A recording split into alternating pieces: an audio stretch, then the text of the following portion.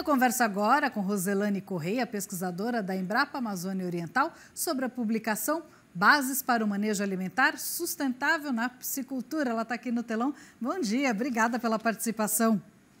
Bom dia, Renata. É um prazer estar aqui com vocês, contigo e com a nossa audiência. Eu que agradeço. Esse livro, as publicações são sempre importantes, para capacitar e para orientar o produtor. Conta um pouco sobre esse livro, que tipo de prática que ele traz? Então, o livro ele foi elaborado de uma parceria com a professora Raiete Silva, que é do EFPA, aqui de Belém, e ele surgiu da necessidade de nós termos um material didático direcionado aos produtores, a técnicos e a estudantes com um conteúdo voltado para práticas de manejo alimentar. Esse tema foi selecionado em função do impacto que o manejo alimentar, que a alimentação causa no custo de produção de uma piscicultura, o que equivale mais ou menos entre 60% a 70% dos custos de produção. Então, com esse livro, a nossa proposta é que esse percentual ele seja reduzido através de práticas de manejo adequado.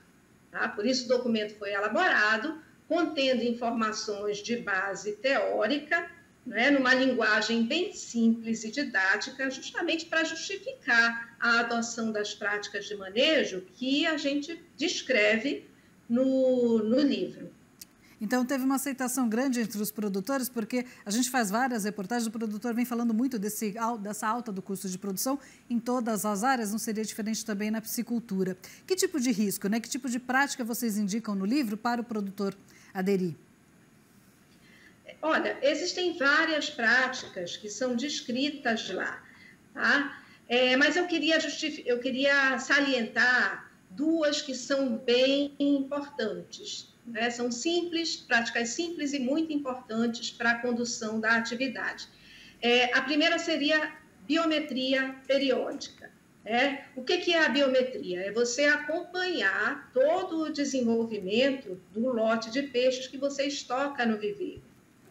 E, ao mesmo tempo, fazer o registro do consumo. São duas informações muito simples. Tá? A biometria é feita uma vez por mês, é o que a gente recomenda.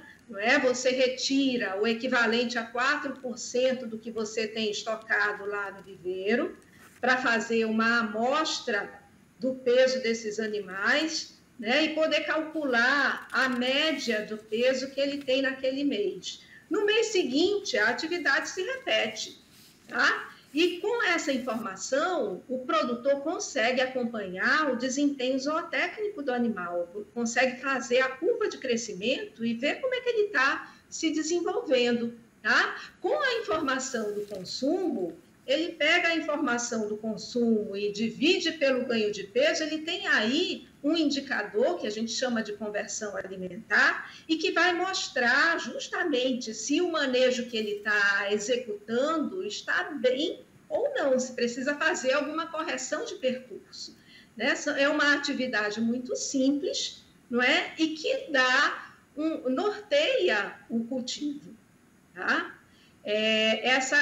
Um detalhamento maior dessa prática você vai encontrar no livro Práticas.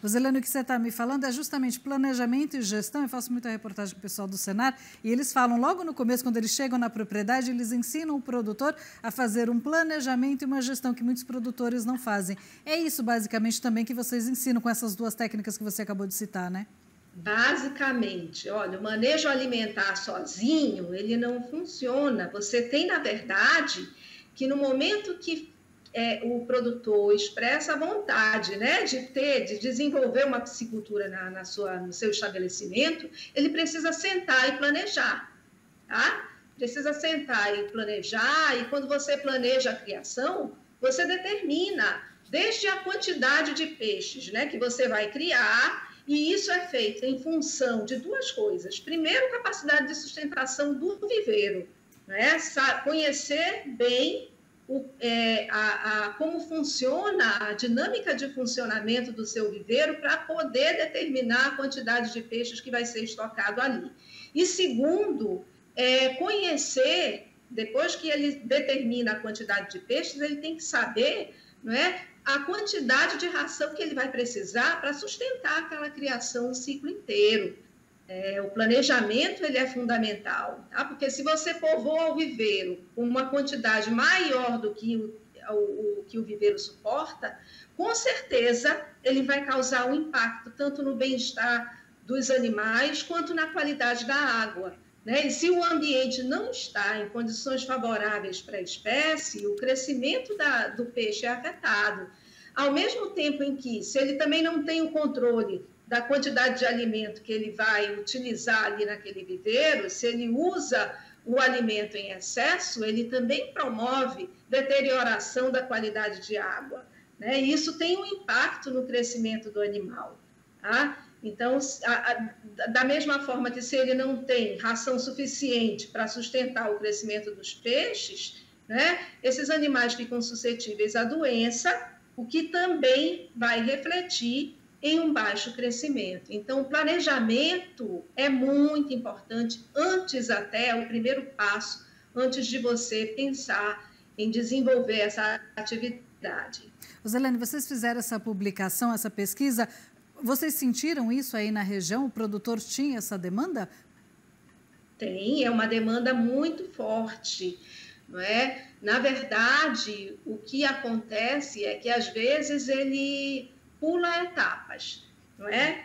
É isso que eu estou falando, do planejamento ser o primeiro passo, tá? Se você queima etapas e já traz imediatamente os peixes para povoar seu viveiro antes de planejar, é um risco muito alto, tá? E essa é uma fatalidade que é recorrente. Às vezes você chega na propriedade já para tentar resolver um problema, né, que já está instalado, enquanto que o planejamento é o modo mais fácil, não é, mais seguro de você garantir, né, o êxito da sua criação. E o mais barato porque reduz o desperdício, né?